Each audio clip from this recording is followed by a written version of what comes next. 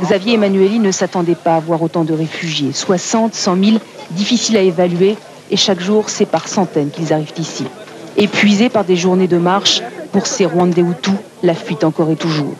Poussés à partir par les forces rebelles qui chaque jour progressent davantage en territoire zaïrois, ils arrivent du camp de Tingi-Tingi en laissant derrière eux des centaines de morts. Pour eux, Ubundu est la dernière étape, le dernier espoir aussi, et sur leur visage, on peut lire un mot, urgence.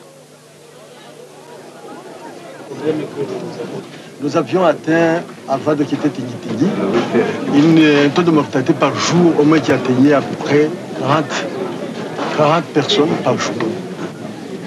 Comment vous faites pour manger? Qu'est-ce que vous avez des provisions avec vous? Ah non, justement pas. 130 km plus au nord, l'hôpital de Kisangani transformé en centre d'hébergement. Ici, moins de précarité. Environ 3500 Zaïrois sont regroupés dans ce centre. Ce sont ce qu'on appelle ici des déplacés. Eux aussi ont fui les combats et la progression des rebelles. Mais comme pour les réfugiés de Bundu, ils espèrent maintenant le retour des organisations humanitaires qui ont quitté le Zaïre depuis le début de l'offensive des rebelles, il y a 3 semaines, et le soutien de la France. Il faut permettre aux associations, aux organisations internationales d'arriver jusqu'à eux. Et si ce n'est pas possible, il faut vraiment employer la force pour permettre d'atteindre ces gens. On ne peut pas les laisser tomber, ça serait vraiment une forfaiture de la part de la communauté internationale. Le premier avion cargo affrété par la France vient de se poser sur l'aéroport de Kisangani. 20 tonnes de vivres et de médicaments vont être distribués aux réfugiés d'Ubundu. Pour Xavier Emmanueli, une première étape. La suivante serait la mise en place d'une force multinationale avec cette fois l'espoir d'être entendu et suivi par la communauté internationale. Auteur des gestes de ceux qui n'ont presque plus d'espoir. Épuisés de fatigue après des jours d'errance, ils ont sur le corps les traces visibles d'une marche de plusieurs jours. Une marche forcée pour fuir une fois de plus les combats. Ils sont Rwandais, Hutus en majorité. Nous sommes à Ubundu, un camp improvisé au bord du fleuve Zaïre. Ceux qui arrivent ici, plusieurs milliers par jour, viennent de parcourir à pied 130 km fuyant le camp de Tingi-Tingi devant la progression des forces rebelles. Hostiles au gouvernement Mobutu, les rebelles contrôlent aujourd'hui 30% du territoire zaïrois. Sur leur passage, pillage et massacre, à Tingi-Tingi, affirment les réfugiés, ceux trop faibles pour fuir auraient été massacrés. Alors aujourd'hui, pour tous, la même peur, voir les rebelles arriver ici, à Ubundu. Je suis arrivée Tingi-Tingi avant-hier avec mes 4 enfants. Pour marcher plus vite, à cause des massacres, j'ai jeté toutes mes affaires et les plus grands ont porté les plus petits qui n'avaient plus de force. Moi, si les rebelles arrivent jusqu'ici et que je suis encore dans ce camp, je préfère me jeter dans le fleuve et mourir avec mes enfants. Moi, je ne sais pas où je vais vivre demain. C'est du jour au jour. Je suis ici en transit, venant de Tingi-Tingi, chassé par l'ennemi qui m'a chassé depuis le Rwanda. Un peu de manioc, un peu de maïs, mais après plus rien. Les réfugiés ont épuisé le peu de réserves qu'ils avaient pu emporter avec eux. Pas de médicaments et une situation sanitaire catastrophique. À Ubundu, ils attendent de l'aide d'urgence, d'autant que la saison des pluies vient de débuter ici au Zaïre.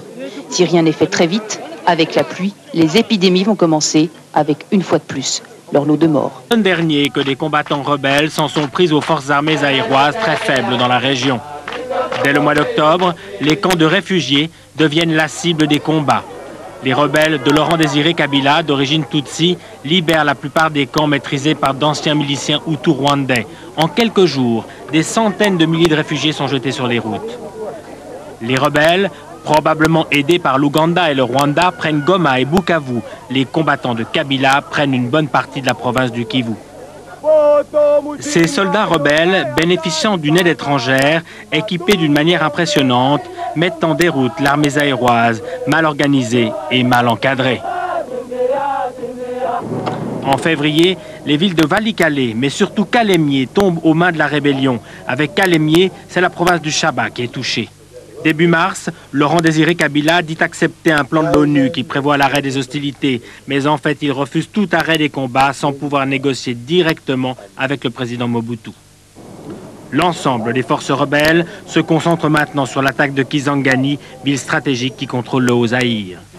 À moins de 50 km de la ville, la rébellion progresserait sur 3 colonnes, menaçant la cité où les forces aéroises ont concentré le reste de leurs troupes et des mercenaires. Là, quelques 400 000 personnes, la plupart d'entre elles sont rentrées au pays, la peur au ventre. D'autres, la conscience plus chargée, sans doute, ont préféré fuir vers l'intérieur du Zaïre, entraînant femmes et enfants dans la forêt équatoriale. Ces camps ne se sont pas vidés en un tour de main. Il y a eu des bombardements, des tirs, des règlements de compte et donc des victimes. Aujourd'hui encore, des réfugiés rôdent dans les camps. Ils se terrent loin de la route et de nuit envahissent les villages à la recherche de nourriture et d'argent. Pourtant, petit à petit, la vie reprend. Et l'on voit même des éleveurs Tutsis, réfugiés depuis 2 ans, eux, dans la forêt, revenir maintenant avec leurs troupeaux. Au cœur du parc de la Virunga, dans les anciens pavillons touristiques de la Rwindi, les miliciens de Kabila sont cantonnés. Interdiction formelle à la presse de pénétrer dans ce camp plein d'hommes et de matériel. Fait insolite, les animaux, eux, se sont aujourd'hui rapprochés de la route plus sûre, car plus loin dans la savane, d'anciens réfugiés ayant échappé au nettoyage des troupes de Kaliba vivent de braconnage. Et de l'autre côté du parc, à plus de 100 km au nord, le village de Kanya Moyanga et celui de Kirumba. Nous tombons en plein meeting. C'est d'ici que proviennent la plupart de ces guerriers Maï-Maï qui ont fait le coup de feu ou de lance contre les troupes moboutistes, mais aussi contre les Rwandais. Plus loin, dans les villages accrochés à des collines à plus de 2000 mètres d'altitude, c'est le calme. On s'occupe surtout de trouver de la nourriture et aussi les articles essentiels, et de les transporter comme on peut, car l'essence est rare. Au marché noir, elle se vend jusqu'à 2 $ le litre. Alors, on se débrouille avec les moyens du bord.